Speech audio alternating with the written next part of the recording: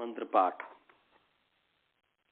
ओम सहनाववतु सहनौ भुनक्तु सह वीर्यं करवावहै तेजस्विनावधीतमस्तु मा विद्विषावहै। येन धौता गिरः पुंसां विमलैः शब्दवारिभिः तमश्चाज्ञानजं भिन्नं तस्मै पाणिने नमः। वाक्यकारं वरुरुचिं भाष्यकारं पतञ्जलिं पाणिनि सूत्रकारं च प्रणतोऽस्मि मुनित्रयम्। ओम शांति शांति शांति। सभी को सादर नमस्ते। आइए आप सभी का जो है प्रथम वृत्ति पाठ में स्वागत है। भगवत कृपा से, ईश्वर की कृपा से हम विभाषा छंदसी ये पढ़ रहे थे और विभाषा छंद विषय में उदात्त नवसरितों की जो है विकल्प से एक श्रुति होती है। तो जिस पक्ष में माने स्वर होता है उस पक्ष में हम सिद्धि कर रहे थे अग्निम ईड़े, इसकी सिद्धि कर लेते हैं। पुरोहितम, पुरोहितम की स्वर सिद्धि और शब्द सिद्धि दोनों करेंगे। पुरोहितम का अर्थ है पुरा एनम दधति, पुरः एनम दधति इति पुरोहित। तो ये पूर्व देश में पहले पूर्वस्मिन देशः इति पुरः, पूर्वस्मिन देशे, पूर्व देश में ऐसा विग्रह करेंगे हम पुरः। और पुरः एनम, पूर्व देश में इसको दधति मने रखता है, धारण करता है, इसलिए पुरोहित है। तो यहाँ पर जो है पूर्व शब्द है पूर्वस्मिन देशे, और इस विग्रह में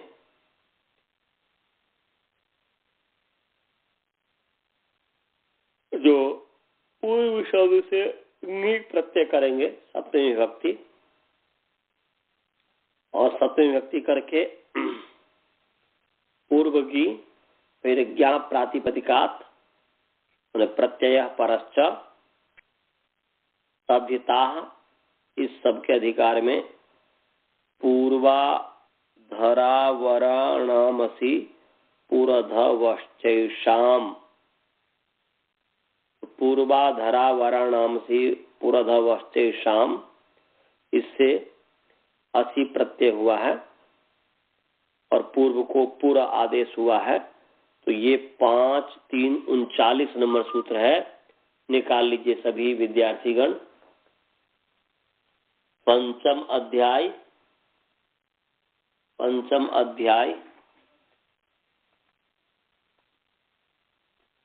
तीसरे पाद का 39 नंबर सूत्र है, निकाल लीजिए। 5, 3, 39 पंचम अध्याय तीसरे पाद का 39 नंबर सूत्र निकाल लिए। पूर्वाधरा वराणामसि पुरधवश्चैषाम। गुरुकुल वाले निकाल लेंगे तो बोलेंगे जी। बालबोध जी मिल गया लिए? हाँ चलिए जी। तो पूर्वाधरावराणामसि, तो पूर्वाधरावराणाम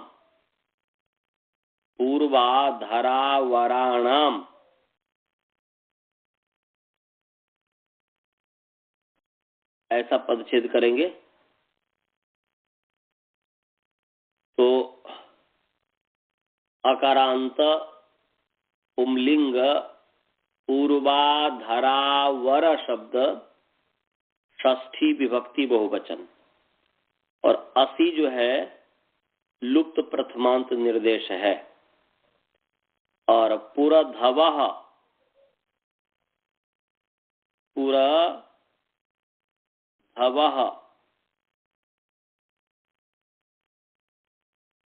तो वकारांत पुंलिंग पुरधव शब्द प्रथमा विभक्ति बहुवचन। फिर मैं बोल रहा हूं, ध्यान से सुनेंगे। पूर्वाधरावराणाम, समझ रहे हो कि नहीं? पालबोध जी, समझ में आ रहा है? हाँ, तो पूर्वाधरावराणाम, अकारांत पुंलिंग पूर्वाधरावर शब्द षष्ठी विभक्ति बहुवचन। असी लुप्त प्रथमान निर्देश है। असी का आगे सु आया, सुपाम सुलुक से लुक हो गया है।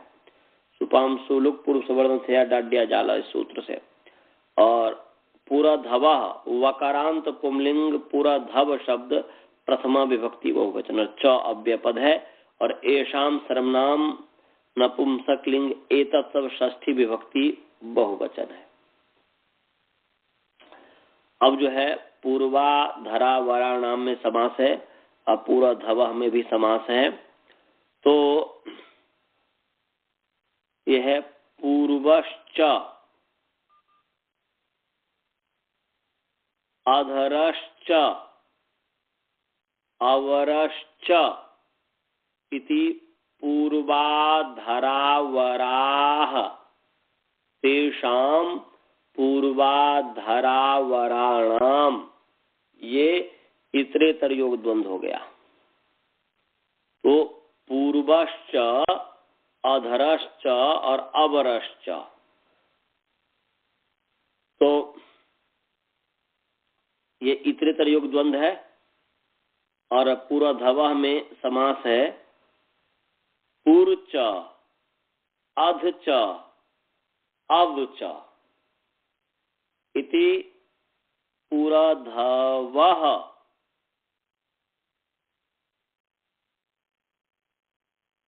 ये भी इतरेतर योग द्वंद्व हो गया। इसलिए करें उभयत्र इतरेतर द्वंद्व, इतरेतर योग द्वंद्व माने पूर्वाधरावराणाम में भी इतरेतर योग द्वंद्व है और पुरधवः में भी इतरेतर योग द्वंद्व है। अब इसमें अनुवृत्ति आ रही है, तद्धिता की अनुवृत्ति आ रही है, ज्ञान प्रातिपदिका की अनुवृत्ति आ रही है, प्रत्यय प्रस्य की अनुवृत्ति आ रही है। ये तो आ ही रही है। और साथ साथ जो है दिक् शब्देभ्य सप्तमी पंचमी प्रथमाभ्यो दिग्देश कालेषु, ये जो है 5-3-27 नंबर सूत्र है। दिक् शब्देभ्य सप्तमी पंचमी प्रथमाभ्यो दिग्देश कालेषु अस्ताति ही, तो अस्ताति, तो वो अस्ताति तो हो गया आपका प्रत्यय। तो उससे पहले दिग् शब्देभ्य सप्तमी पंचमी प्रथमाभ्य दिग्देश कालेषु, यहाँ तक इसकी अनुवृत्ति आती है। ऊपर में जो दिक् शब्देभ्य कहा है, दिक् शब्देभ्य का मतलब है कि दिशाम शब्दाः दिक् शब्दाः तेभ्यः दिक् शब्देभ्य, षष्ठी तत्पुरुष समास। माने दिशाम शब्दाः दिक् शब्दाः,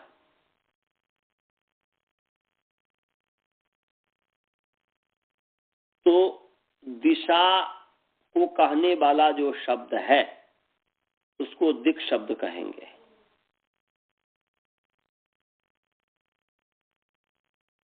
तो दिक् शब्देभ्य, तो दिक् दिशा को कहने वाले जो शब्द है, दिशावाची जो शब्द है, कहने का अभिप्राय ये हुआ। दिक् शब्देभ्य माने दिशावाचिभ्य, दिश माने दिशा, डायरेक्शन। तो दिशाम शब्दः दिशाम शब्दाः दिक् शब्दाः तेभ्यः दिक् शब्देभ्यः, दिशाओं के शब्द माने दिशा माने दिशा अर्थ को कहने वाले जो शब्द है, दिशा का अर्थ यहाँ पर दिशा अर्थ लेंगे। तो दिशा को कहने वाला जो भी शब्द है उसको कहेंगे दिक् शब्द। तो दिशावाची शब्दों से प्रत्यय होगा। और आगे करेंगे सप्तमी पंचमी प्रथमाभ्यो हो। तो सप्तमी पंचमी प्रथमाभ्यो हो, इसमें समास है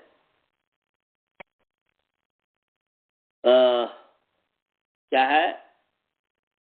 सप्तमी च पंचमी च प्रथमा च इति सप्तमी पंचमी प्रथमाः तेभ्यः सप्तमी पंचमी प्रथमाभ्यः इतरेतर योग द्वंद्व हो गया। दिक् शब्देभ्यः पंचमी बहुवचन है, सप्तमी पंचमी प्रथमाभ्यः भी बहुवचन है। तो सप्तमी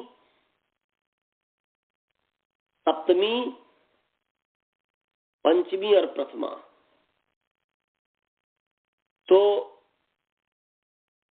ये आपको पहले पढ़ाया हुआ हूं कि प्रत्यय ग्रहणे तदंत ग्रहणम यस्मात् प्रत्यय विहितः सदादित अंतश्च ग्रहणम, ये परिभाषा आपको मैंने पढ़ाया हुआ है।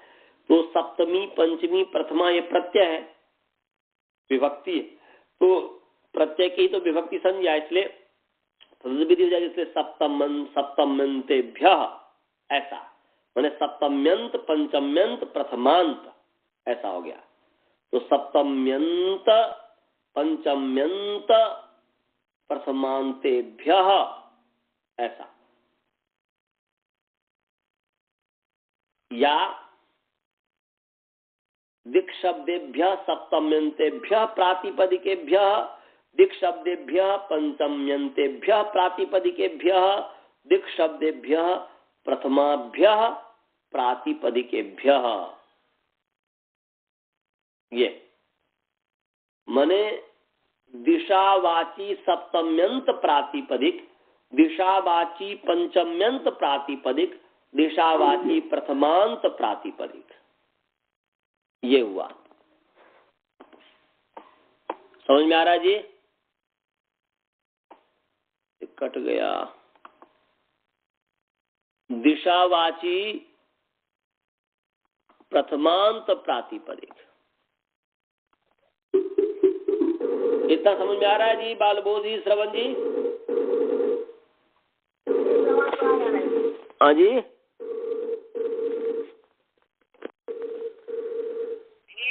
आपको समझ में आ रहा है बसदावन जी?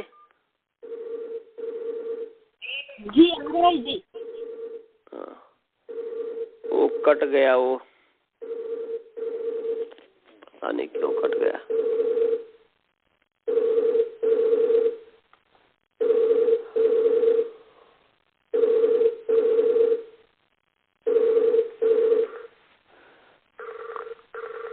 कट गया है, वो देख रहा हूँ, लगाया तो ठीक है, नहीं तो कोई बात नहीं।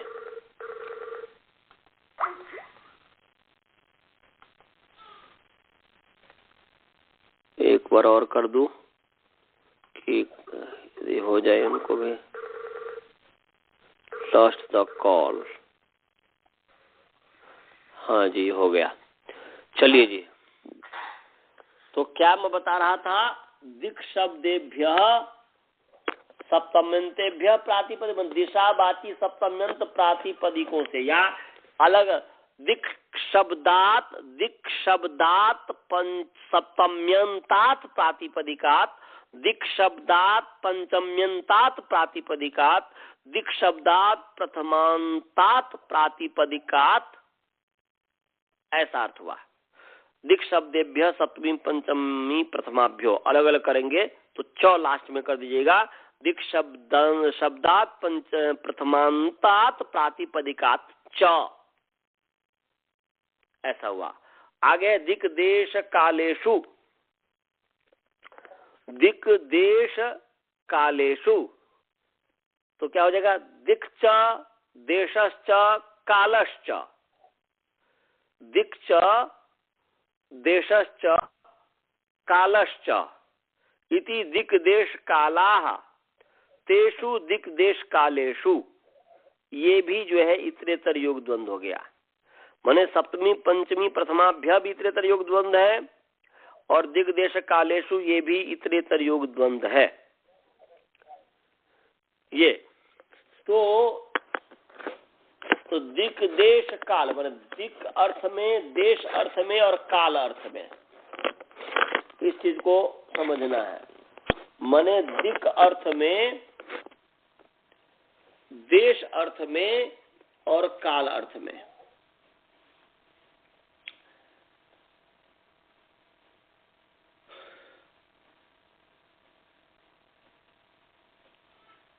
तो तीनों अर्थ में, तो दिक् देश कालेषु अर्थेषु, ऐसा दिक् देश कालेषु अर्थेषु दिक् शब्देभ्य सप्तमी पंचमी प्रथमांतेभ्य प्रातिपदिकेभ्य, इतना ही अर्थ हुआ। अंत सबसे अंत में जोड़ दिया हूं, प्रथमांत में प्रथमा वृत्ति में भी जुड़ा हुआ है। तो ये इसलिए जुड़ा हुआ है कि बस द्वंद्वान्ते द्वंद्वादो श्रूयमानम पदम प्रत्येकमपि संबध्यते। तो अंत सबसे जोड़ देंगे तो उस सप्तमी के साथ भी जुड़ जाएगा, पंचमी के साथ भी जुड़ जाएगा, प्रथमा के साथ तो है ही। तो वो तो दोनों तरीके से आप कर सकते हैं। तो अब आइए अर्थ अब ये कर रहे हैं। यहां षष्ठी बहुवचन है तो इसको पहले पंचमी के आधार पर कीजिए, क्योंकि वो षष्ठी इसलिए कहा है अर्धवसात विभक्ति विपरिणाम। तो पूर्वाधरा वराणाम जो षष्ठी बहुवचन है, इसको पूर्व को पूर्व आदेश होता है और अधर को अध आदेश होता है। अध माने पूर्व को पूर्व आदेश हुआ, अधर को अध आदेश हुआ और अवर को अब आदेश होता है। ये आदेश होते हैं। तो इसीलिए षष्ठी दे दिया है। पहले पंचमी में कीजिए तो क्या हो जाएगा? दिक् शब्देभ्य सप्तमी पंचमी प्रथमांतेभ्य पूर्व अधर अवर इत्येतेभ्य प्रातिपदिकेभ्य या पूर्वाधरावरेभ्य प्रातिपदिकेभ्य परः असि भवति, असि प्रत्ययो भवति। असि प्रत्यय होता है किस अर्थ में? तो दिक् देश कालेषु अर्थेषु, माने दिक् देश कालेषु अर्थेषु असि प्रत्ययो भवति।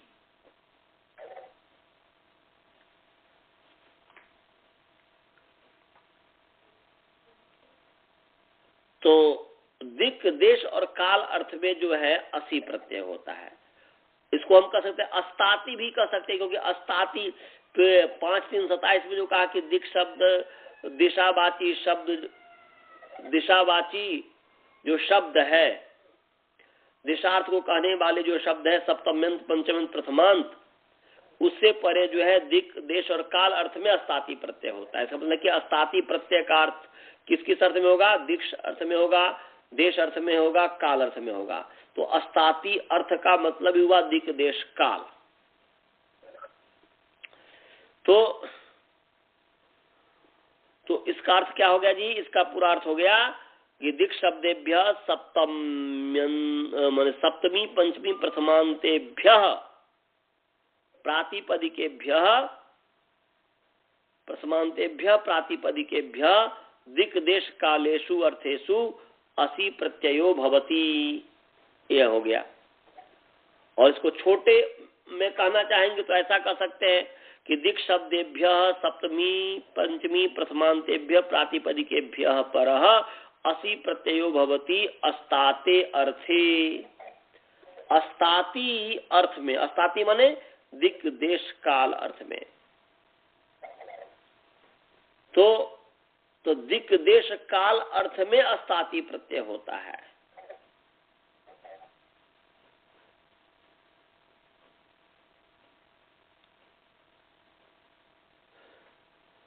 तो यहां पर जो है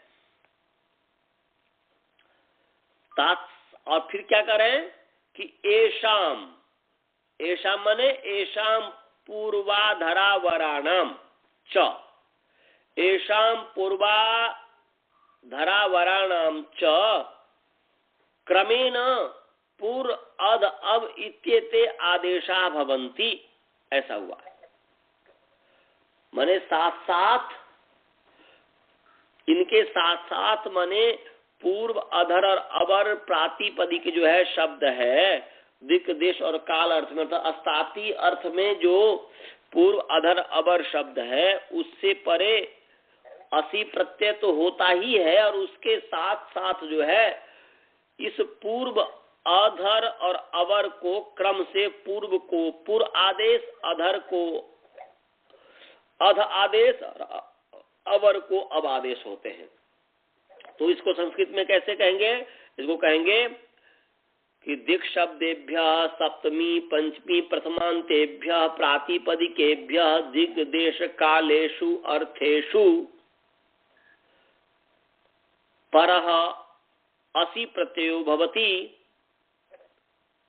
तथा एषां पूर्वाधरावराणां सर्वस्य स्थाने क्रमशः पूर्व या यथासंख्यम पूर्व, अधर माने पूर्व, अध, अब इत्येते आदेशा भवन्ति। समझ गया जी? अपने शब्दों में ये लिख सकते हैं, माने इनको एषां पूर्वावराधराणाम सर्वस्य स्थाने यथासंख्यम पूर्व, अध, अब इत्येते आदेशा भवन्ति, माने पुरधवः आदेशा भवन्ति, पुरधवः आदेशा भवन्ति। सूत्र के अनुसार करेंगे तो सूत्र के अनुसार ऐसे ही कर देंगे कि दिक् शब्देभ्य सप्तमी पंचमी प्रथमांतेभ्य पूर्वाधरावरेभ्य प्रातिपदिकेभ्य परः असि प्रत्ययो भवति, एषां पूर्वाधरावराणां स्थाने सर्वस्य स्थाने अनेकाल सर्वस्य, तो सर्वस्य स्थाने यथासंख्यम पुरधवः आदेशा भवन्ति, पूर्व, अध, अब ये आदेश होते हैं। समझ गए जी? जी आप जी समझ गए जी। हाँ, ये जो है ये आदेश होते हैं। तो क्या है? दिक, देश और काल। दिक अर्थ में भी हो सकता है, देश अर्थ में भी हो सकता है, और काल अर्थ में भी हो सकता है। तो पूर्व माने पूर्व देश में, पूर्व माने पूर्व काल में, पूर्व माने पूर्व समय, क्या बोलते हैं, पूर्व दिशा में, ऐसा। सप्तमी जब करेंगे, सप्तमी हो जाएगा तो पूर्वस्मिन देश से, पुरोहित में जैसे है पूर्वस्मिन देश से, दिशार्थ में तो पूर्वस्याम दिशि, जैसे पूर्व वसति तो पूर्वस्याम दिशि वसति, ऐसा हो गया। पुरः आगतः तो पूर्वस्याः दिशः आगतः, पूर्व दिशा से आया। पुरोरमणीयम तो पुरोरमणीयम तो हो जाएगा पुरः माने काल अर्थ में, पूर्व समय रमणीयम, पहले का समय रमणीय, रमणीयम आसीत इत्यादि। तो कहने का अभिप्राय है कि ये दिक दिशावाची जो शब्द है वह दिक देश और काल अर्थ में, दिक देश और काल अर्थ में सप्तम्यंत पंचम्यंत प्रथमांत प्रातिपदिक से परे क्या है? असि प्रत्यय हो जाएगा इन अर्थों में।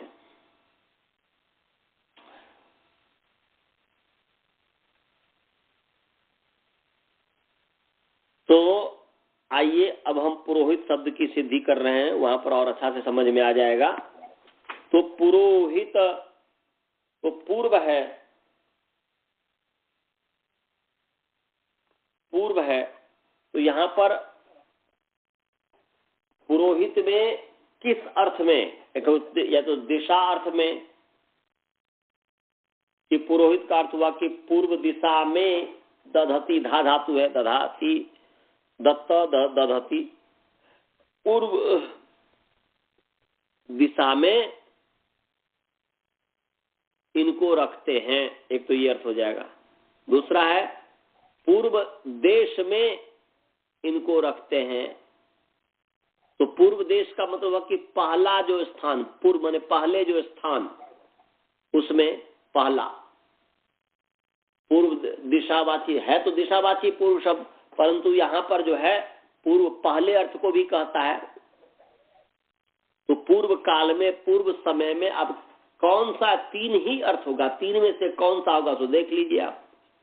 तो पूर्वस्मिन देशे जब सप्तमी करेंगे तो पूर्वस्मिन देशे हो जाएगा। जब आप पंचमी करेंगे तो पंचमी करेंगे तो पूर्वस्मात् हो जाएगा, पूर्वस्मात्, क्योंकि दिक देश, तो पूर्व माने पूर्वस्मात् देशात या पूर्वस्मात् दिशः इत्यादि, पूर्व देश से, पूर्व देश से, परंतु यहाँ पर पूर्वस्मिन देशे ठीक लगता है, क्योंकि पूर्व दिश माने पूर्व देश में, पूर्व स्थान में, पहले स्थान में इसको रखते हैं। क्योंकि जब भी कोई व्यक्ति हवन करता है तो हवन बिना पुरोहित का नहीं होता, बिना पुरोहित का यज्ञ तो होता नहीं है। कुछ व्यक्ति के अंदर मस्तिष्क में भ्रांतियां होती है, और ऐसी भ्रांतियां आप लोगों को हो तो आप लोग भी निकाल दीजिए इस भ्रांतियों को। कितने व्यक्ति ऐसा होता है कि यदि स्वयं ही पुरोहित बन जाता है अपने घर में कोई संस्कार करने के लिए। यहाँ पर हम देखे हुए हैं कि एक पिता जो है अपने बेटी का पुरोहित बन करके विवाह करा दिया, उसको ये पता ही नहीं है कि ये कितना गलत है। तो इस चीज को समझना है कि जब भी हम कोई अपने घर में कृत्य करें, कोई भी यदि अनुष्ठान करें, कोई भी संस्कार करें, तो भले ही हम जानते हैं, भले ही हम विद्वान हैं, परंतु दूसरे को ला करके ही उनके माध्यम से करवाना चाहिए। स्वयं ही नहीं। एक तो ये स्वयं आदेश है कि स्वयं आप जो है दैनिक जो हवन है, दैनिक जो कृत्य है उसको कीजिए, परंतु कोई जब विशेष अनुष्ठान होता है, कोई विशेष संस्कार इत्यादि होता है तो स्वयं नहीं करना चाहिए, किसी विद्वान को बुला करके घर में कराना चाहिए, भले ही स्वयं जानते हो तब भी। तो यहाँ पर पुरोहित पूर्वस्मिन देशे एनम दधति, एनम माने इनको, दधति माने रखते हैं, माने जना दधति, जना धारण करते हैं, पूर्व देश में, पूर्व स्थान में, पहले स्थान में। माने जब ही व्यक्ति हवन करेगा तो हवन करने से पहले यह है कि यजमान को पहले स्थान में उसको रखते हैं। भाई वह जो पुरोहित है, जो आचार्य, वह प्रथम स्थान में है, इसलिए उसको पुरोहित कहते हैं। पुरोहित का मतलब समझ गए जी? पुरोहित को पुरोहित क्यों कहते हैं, कौन बताएगा? पुरोहित को पुरोहित क्यों कहते हैं? बोलो श्रवण। पुरोहित को यदि आपसे कोई पूछे कि भाई पुरोहित को पुरोहित क्यों कहते हैं, क्यों पुरोहित कहते हैं, इसको नाम क्यों पड़ा पुरोहित, तो क्या बोलेंगे? क्योंकि यज्ञ में इनको पहले स्थान में रखते हैं, प्रथम स्थान में, पूर्व माने प्रथम, क्योंकि प्रथम स्थान में इसको रखते हैं। रखा जाता है कि नहीं जी पुरोहित को प्रथम स्थान में? हाँ, क्योंकि पुरोहित के बिना यज्ञ हो जाएगा? जब भी आप कोई संस्कार करते हो, गर्भाधान से लेकर के अंत्येष्टि संस्कार तक 16 जो संस्कार है, तो जब भी कोई संस्कार करते हो तो उस संस्कार को पुरोहित के बिना वो पूर्ण हो जाएगा क्या? अजय नहीं होगा। इसीलिए करें एनम पुरः दधति। जो लोग हैं, जो जन हैं, जो यजमाना, यजमाना यहाँ पर अध्यार करेंगे, दधति बहुवचन है, यजमानः एनम पुरः दधति, माने यजमाना एनम पुरस्मिन देशे दधति, यजमान इनको पहले स्थान में धारण करते हैं, रखते हैं, बिठाते हैं। पहले वो बैठेंगे, पहले उनका स्वागत किया जाएगा, पहले विद्वान का स्वागत किया जाएगा, इसके बाद ही जो है फिर आगे दूसरे का स्वागत होना चाहिए, इसलिए इसको पुरोहित कहते हैं। बसदा जी समझ में आ गया पुरोहित का मतलब? जी आ रहे हैं जी।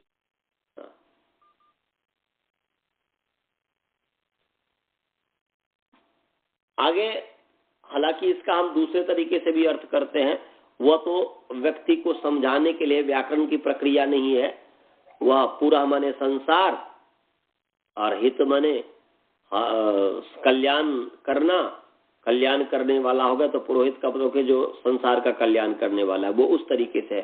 परंतु व्याकरण प्रक्रिया के अनुसार हुआ कि पुरः एनम दधति, इनको पुरोहित इसलिए कहा जाता है कि इनको यज्ञ में, यज्ञानुष्ठान में, संस्कारों में, इन सभी संस्कारों में इनको पहले रखते हैं, इसलिए इनको पुरोहित कहते हैं। समझे? जी आचार्य जी। बसदा जी? जी आचार्य जी। हाँ, तो ये पूर्वस्मिन देशे ऐसा विग्रह करके पूर्वगी और ज्ञा प्रातिपदिका तद्धिता, इसके अधिकार में जो है, इसके अधिकार में पूर्वाधरा वराणामसी पुरदवस्थे साम, इससे दिशावाची सप्तम्यंत जो पूर्वगी है प्रातिपदिक, दिशावाची सप्तम्यंत पूर्वगी जो प्रातिपदिक है, इससे परे असी प्रत्यय हो गया और उस पूर्व जो है उसके स्थान पर पुर आदेश हो गया, तो क्या पुर नी असी। फिर जो है कृत समासाश्च, कृदंत एतांत समास की प्रातिपदिक संज्ञा होती है। प्रातिपदिक संज्ञा होने से सुपो धातु प्रातिपदिकयो, धातु और प्रातिपदिक के अवयव सुप का लुक होता है, धातु और प्रातिपदिक के अवयव सुप का लुक होता है। लुक हो गया तो पुर अस हो गया, अब पुरस हो गया और आगे आकर के जो है सु ले आइए, तदित सर्वविभक्ति और सर्वविभक्ति तदि जो है अव्यय होता है, सु ला करके और तदित सर्वविभक्ति से असर्वविभक्ति तदित की अव्यय संज्ञा होती है, पीछे पढ़ाया हुआ हूं। और अव्यय संज्ञा होने से सुपो धातु अव्यय धातु पर अव्यय और आप से उत्तर सुप का लुक होता है, अव्यय धातु पर अव्यय, सॉरी अव्यय से उत्तर आप, अव्ययात आप सुप, अव्यय से उत्तर आप और सुप का लुक होता है, तो अव्यय है यहाँ पर पुरुष, उससे आगे सुप है, उसका लुक हो गया है, तो लुक हो गया। लुक क्या है? प्रत्यय लुप, तो पुरस रहा। अब यहाँ पर इस शब्द सिद्धि हो गया। अब यहाँ पर स्वर सिद्धि, पूर्व गी असी है, गी का तो लोप हो गया सुपधात प्रातिपदिक से। अब जो है पूर्व अस है। अब अस जो है आद्युदात्त, प्रत्यय का आदि उदात्त होता है, तो अउदात्त हो गया। अ जो है प्रत्यय स्वर से उदात्त है, तो ये अस का अ माने पुरस में रेफोत्तरवर्ती जो अकार है वह उदात्त है, और पुरस जो है प्रातिपदिक है तो फिशंतोदात्त, प्रातिपदिक स्वर से वह अंतोदात्त है, तो पूर्व में उ भी उदात्त हो गया और अस का जो अउदात्त है, तो ये पुरस में, पुरस जो हो गया, पुरस में उ भी उदात्त, र का अ भी उदात्त, माने अस का अउदात्त हो गया। अब इसके पश्चात पुरस और दधती, माने पुरस एनम दधती, ऐसा विग्रह करेंगे। अब माने पुरह एनम दधती, तो पुरस उपपद रहते, पुरस जो है उपपद धा धातु, और इस धा धातु से स प्रत्यय हुआ है कृत्य ल्युटो बहुलम, कृत्य ल्युटो बहुलम, ये 113 नंबर सूत्र है, निकाल लीजिए। तीसरा अध्याय तीसरा पाद का 113 नंबर सूत्र है। तीसरा अध्याय तीसरा पाद का 113 नंबर सूत्र है, निकाल लीजिए। 113 कृत्य ल्युटो बहुलम, निकाल लिया।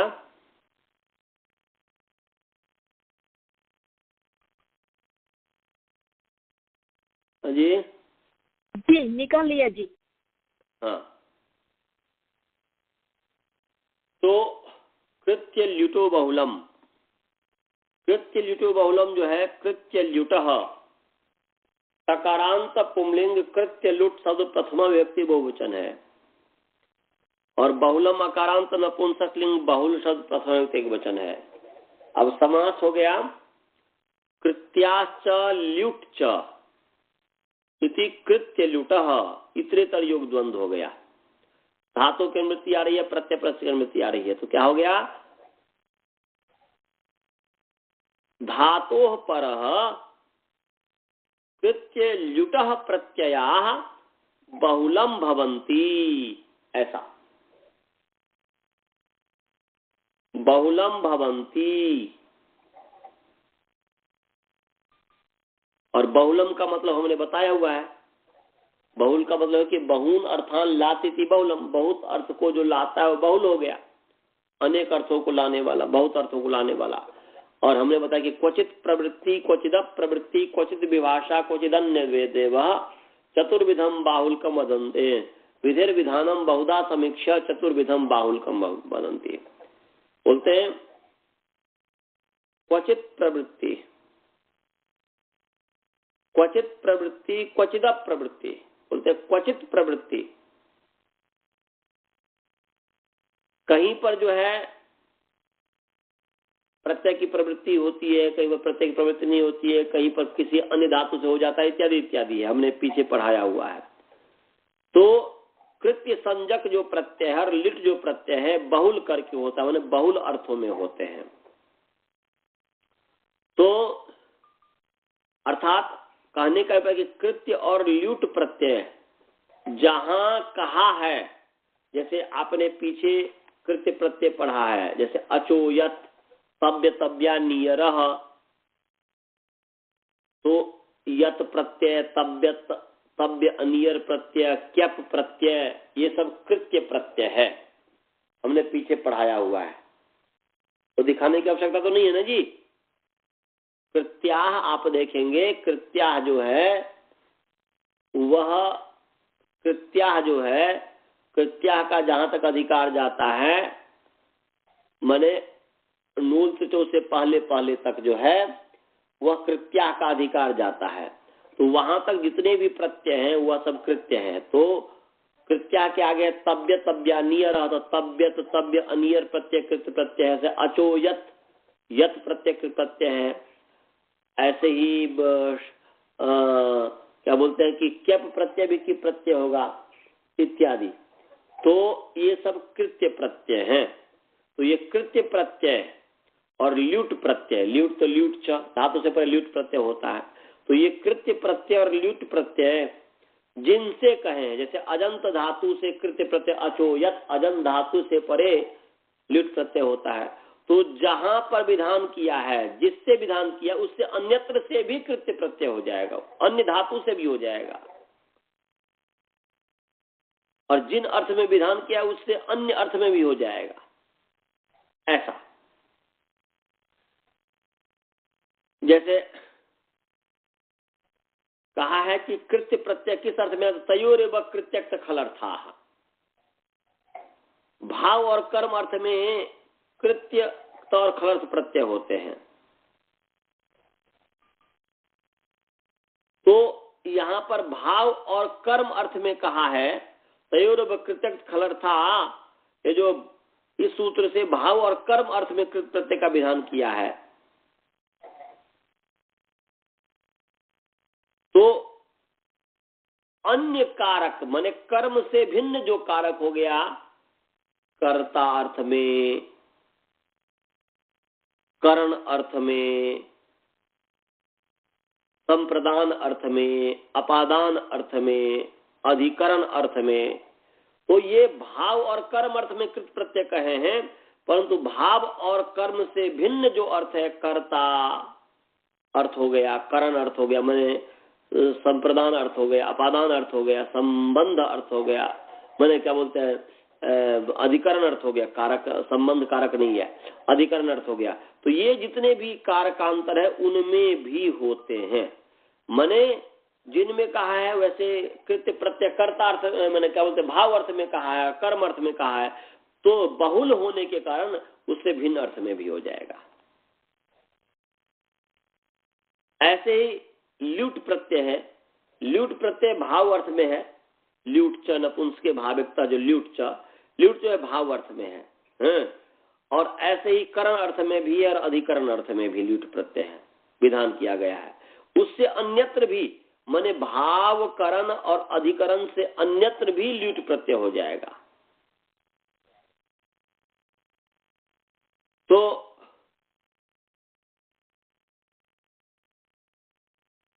जैसे उदाहरण के लिए, जैसे स्नाति अनेन, स्नानीयम चूर्णम, तो अनियर प्रत्यय यहां पर दिया भाई। इससे अनियर प्रत्यय वैसे भाव अर्थ में होता है, कर्म अर्थ में होता है, परंतु यहां पर करण अर्थ में अनियर प्रत्यय कर दिया।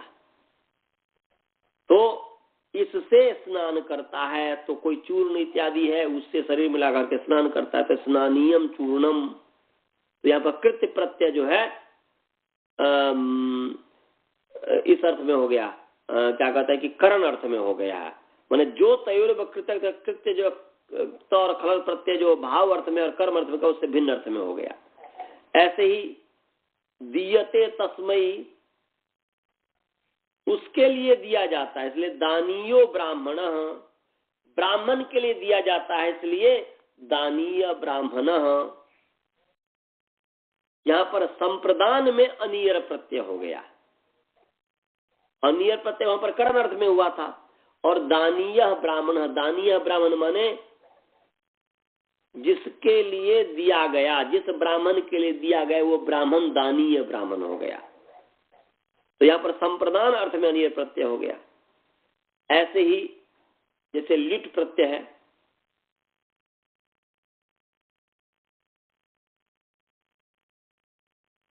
लिट प्रत्यय जैसे है, जैसे अपसिच्यते तद इति अपसेचनम, तो लिट प्रत्यय भाव करण अधिकरण में अर्थ होता है, अधिकरण अर्थ में होता है, परंतु यहाँ पर कर्म अर्थ में कर दिया कि अपसिच्यते तद, वो उसको सेचन किया है, तो इसलिए अपसेचन हो गया। अपसेचन का जो विषय हुआ, ये लिट प्रत्यय कर्म अर्थ में कर दिया। जैसे भुज्यन्ते इति भोजना, जो खाए जाते हैं वो भोजन होता है, कर्म अर्थ में कर दिया लिट प्रत्यय। तो राज्याम भोजना, राजन भोजना शालय, तो यहां पर जो है अधिकरण अर्थ में कर दिया। भोज्यन्ते यत्र, जो शाला में, या भोजना शालय कहा ना, राजा के जो भोजन है, राजा के जो भोजन है,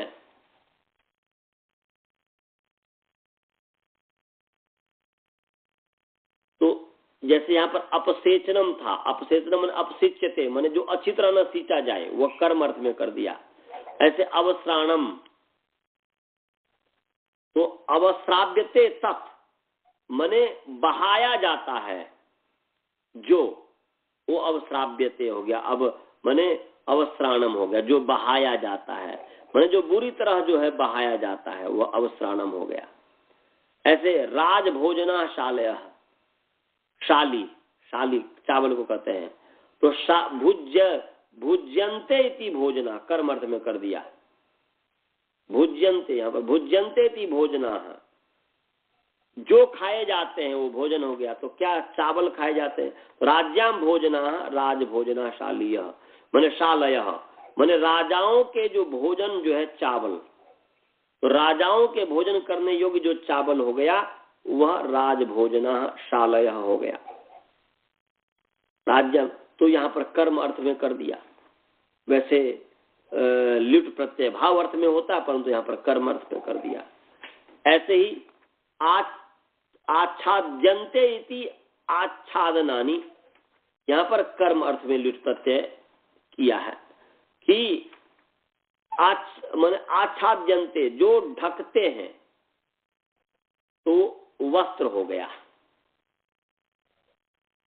जो ढकता है आच्छाद्यन्ते तो वस्त्र अर्थ में हो गया। ऐसे प्रस्कंदति अस्मात् इति प्रस्कंदनम, यहां पर अपादान अर्थ में ल्युट प्रत्यय हो गया। माने प्रस्कंदति अस्मात्, इससे खींचा जाता है, इसलिए प्रस्कंदन हो गया। जिससे खींचा जाता हो गया प्रस्कंदन, तो यहां पर अपादान अर्थ में ल्युट हो गया है।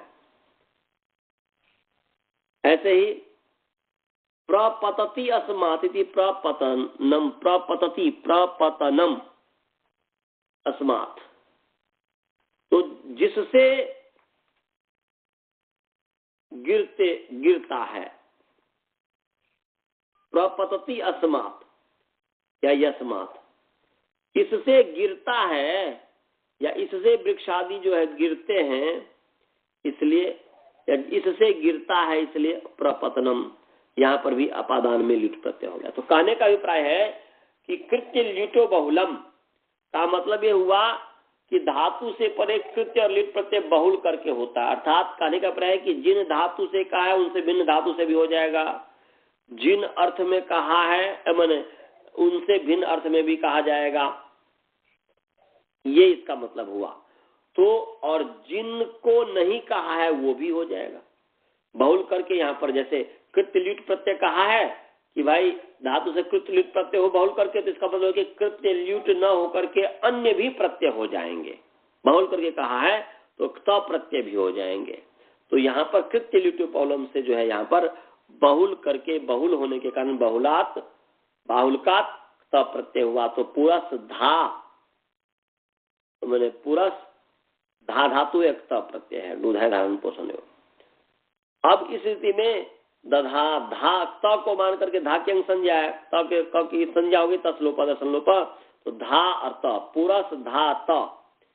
इस स्थिति में दधातेर ही, ये धा को ही आदेश करता है। 7-4-42 नंबर सूत्र निकाल लीजिए। सप्तम अध्याय चौथा पाद, सप्तम अध्याय चौथे पाद के 42 नंबर सूत्र है, 42 नंबर सूत्र है, निकाल लीजिए।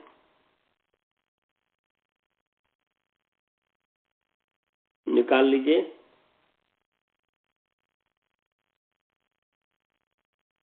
निकाल लिए जी आचार्य जी। 7 इंडिया में कट गया जी। 7-4-42 देखता हूँ करके इंडिया। दधातेर ही, तो दधातेर ही जो है दधाते जो है इकारांत पुल्लिंग दधाती शब्द षष्ठी व्यक्ति वचन। दधातेर ही 7-4-42 नंबर सूत्र है, निकाल लो। दधाते है इकारांत पुल्लिंग दधाती शब्द षष्ठी व्यक्ति वचन है, ही इकारांत पुल्लिंग ही शब्द प्रथमांत एक वचन है। ऊपर से उनका का तो अधिकार चल ही रहा है, और ज्यति स्यति मास था मित्ति किति से किति 7-4-48 से किति की अनुवृत्ति आ रही है, और साथ साथ जो है पी की भी अनुवृत्ति आ रही है। तो उसमें मास्थात मित्ति किति है, तो मित्ति ती है। तो अर्थ क्या होगा जी? ती और किति है। किति विशेष है, ती विशेषण है। विशेषण में सप्तमी विशेषणम सप्तम्यंतम विशेषणम तदादे संज्ञा स्यात्।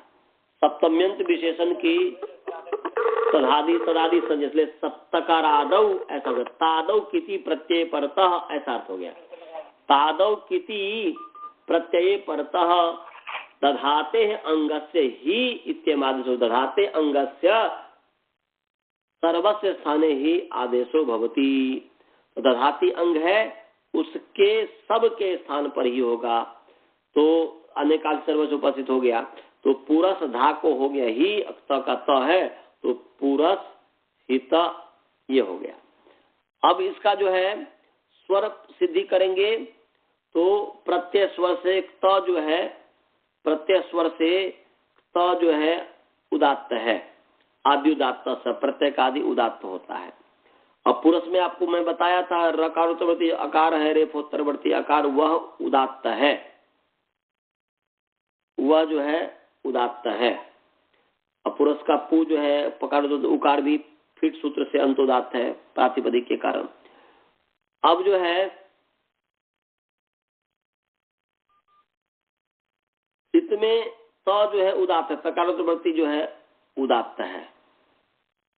अब आगे है पुरोव्ययम। पुरोव्ययम 1-4-66 नंबर सूत्र है, निकाल लीजिए जी। 1-4-66 एक गति संज्ञा करता है, गति संज्ञा पुरोव्ययम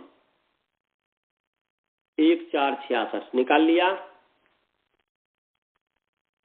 1-4-66 पुरोव्ययम निकाल लीजिए जी। हाँ, तो पूर्वव्ययम पूरा अव्यय पद है, अव्ययम प्रथम एक वचन नपुंसकलिंग, और गति की अनुवृत्ति आ ही रही है। क्रिया योगे उपसर्गा क्रिया प्रादेश क्रिया योगे और निपाता प्राग निपाता निपातक अधिकार चल ही रहा है, और कुगति प्राप्त से गति मैंने सॉरी गति जो है गति का भी अधिकार है, उसके भी अधिकार चल ही रहा है। तो क्या अर्थ हो गया जी? अव्ययम पुरः माने अव्ययम पुरः या पुरस क्रिया योगे गति संजकम निपात संजकम च भवति। माने पूरा जो अव्यय है क्रिया के योग में गति संजक होता है और निपात संजक होता है। ये पूरा जो अव्यय है क्रिया के योग में गति और निपात संज्ञा दोनों होती है। तो यहां पर क्या है जी, ये ही धा जो क्रिया है इसके योग में, धा जो क्रिया है इसके योग में जो है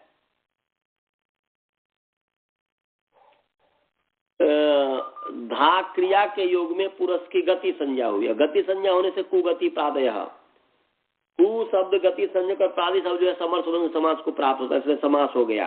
असुपुधा पुरस हित का समास हुआ, और पुरस हित और समास होने से समासस्य एक सूत्र है कि समास का अंतोदात्त होता है। अब ये सती सी से स्वरो बलियान हो जाएगा। समास का अंतोदात्त होता है, समासस्य का अर्थ हुआ समासस्य अंतोदात्तो भवति। तो अंतिम जो तकारवती आकार है वह उदात्त हो गया, और अनुदात्तम पदम एक वर्जम, एक को छोड़ करके सब अनुदात्त हो गया। तो पू में ऊ रे पूर्तवर्ती आकार ही का ई सब अनुदात्त हो गया, तकारवती आकार जो है उदात्त हो गया है। तो ये समासस्य से अंतोदात्त प्राप्त है, परंतु इसका अपवाद है, इसके समासस्य के आधार पर ये जो अभी मैंने बताया वो होगा, परंतु इससे प्राप्ति है। इसकी प्राप्ति में गतिरनंतरः, गतिरनंतरः अनंतर जो गति है उसको प्रकृति स्वर ऐसा होता है। 6-2-49 नंबर सूत्र निकाल लीजिए, पूरा समाप्ति कर देता हूं। ओ नहीं हो पाएगा या हो जाएगा। 6-2-49 नंबर सूत्र है, छठा अध्याय दूसरा पाद का 49 नंबर सूत्र है, निकाल लीजिए। 6-2-49। हाँ जी मिल गया जी। हाँ जल्दी जल्दी निकाल लीजिए। तो 6-2 जो 49 है वो कहता है गतिरनंतरः, तो गति इकारांत स्त्रीलिंग गति सत प्रथमांत एक वचन है, अनंतरः करांत पुल्लिंग अनंतर सत प्रथमांत एक वचन है। तो अनंतरः मने न विदिते अंतरम यस्य स अनंतरः, नहीं है अंतर मने व्यवधान जिसके, मने न विदिते अंतरम यस्य, या यस्य मध्य जिसके मध्य में व्यवधान नहीं है उसको अनंतर कहेंगे। तो अनंतरः गति ही ऐसा हुआ। अब बहुब्री समास है अनंतरः में।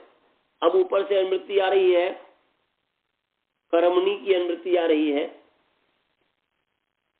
तृतीया कर्मणी जो 6-2-48 नंबर सूत्र है, इससे कर्मणी की अनुवृत्ति आ रही है।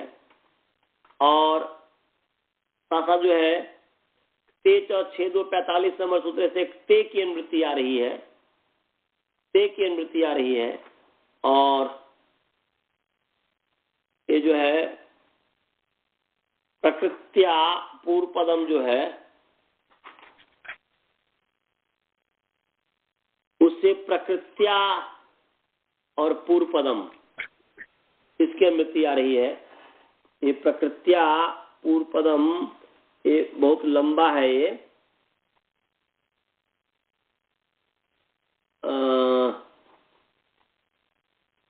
प्रकृत्या पूर्व पदम जो बहुब्रीहो प्रकृत्या पूर्वपदम 6-2-1 नंबर सूत्र है, छठा अध्याय दूसरा पाद का पहला सूत्र है प्रकृति बहुब्रीहो प्रकृत्या पूर्व पदम, उसमें से प्रकृत्या पूर्व पदम जो है इसकी अनुवृत्ति आ रही है। तो क्या हो गया जी,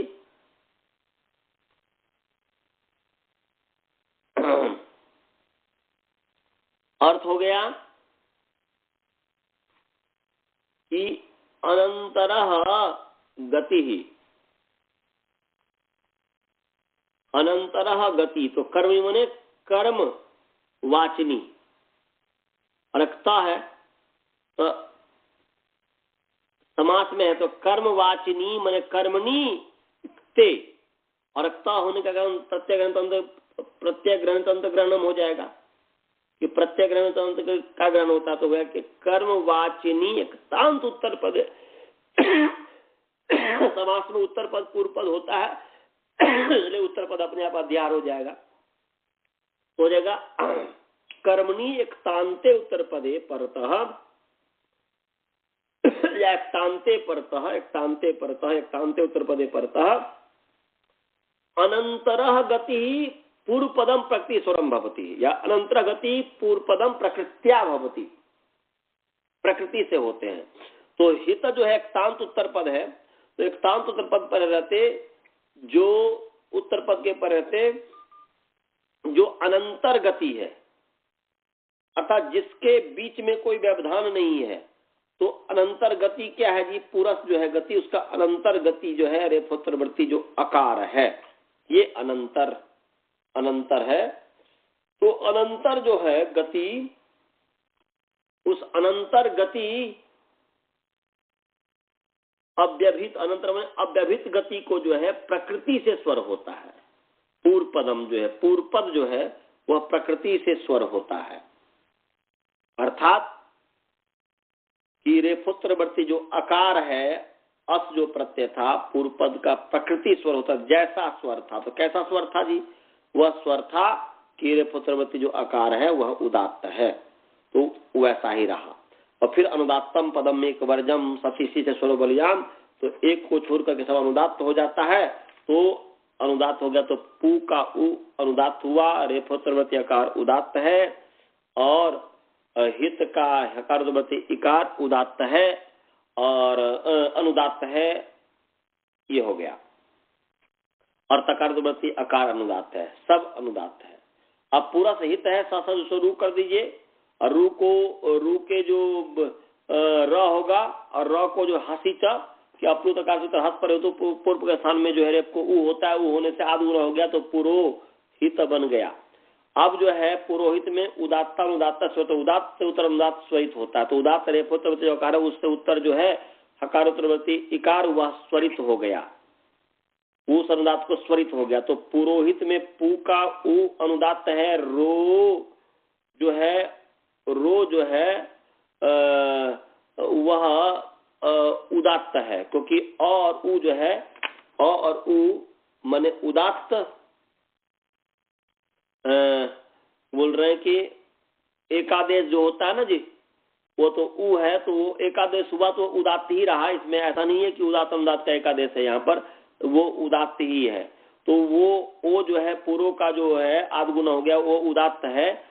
और इसके बाद ही का ई अनुदात्त है, उसको स्वरित हो गया। और स्वरित होने से आगे जो है फिर विभाषा छंदसी छंद विषय में विकल्प से एक श्रुति होती है, या हाँ एक श्रुति होती है छंद विषय में।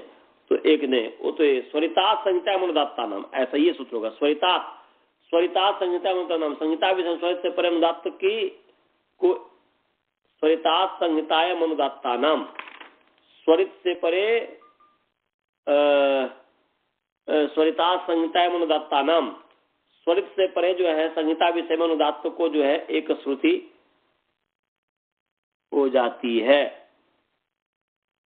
तो ये एक श्रुति हो जाएगी, परंतु पुरोहित के आगे सु ले आइए, सु का जो है अम हो जाएगा, और अमी पूर्व से पूर्व हो जो रूप हो जाएगा। अनुदात्तो सुपितो से अनुदात्त और सुप और पित जो है अनुदात्त होते हैं, तो अब अनुदात्त है। अब जो है अब पुरोहितम का त जो है अनुदात्त है, अम भी अनुदात्त है, उसका पूर्व रूप हुआ अनुदात्त ही हुआ।